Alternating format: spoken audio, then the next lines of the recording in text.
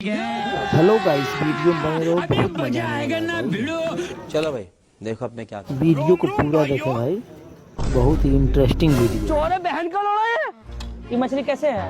200 रुपया है। 200 रुपए किलो? अरे आप बहुत महंगा, छोड़िए रहने दीजिए, दीदी नहीं लेंगे।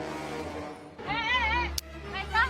कौन पैसा? अभी जो मछली दिए। दीदी मछली कहाँ लिए? अभी नहीं दिए। अरे मछली लेबे न कि आप झूठों से बताइए।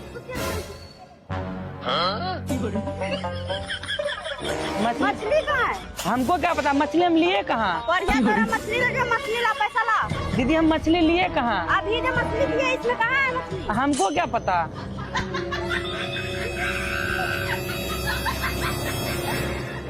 है दीदी मछली आपका कहाँ लिए हम? दीदी नहीं लिए मछली हम आपका। और यहाँ तोरा मछली डलियो ठीक है। अभी क्या गली की क्या करा दा दिली? हमें पैसा ला, पैसा। कच्चे खा जाएंगे। पैसा दीजिए। अरे हम लेबे नहीं किए, लाइए झोला मेरा। पता है आप लोग का हद करते हैं, मछली खरीदबे नहीं किए।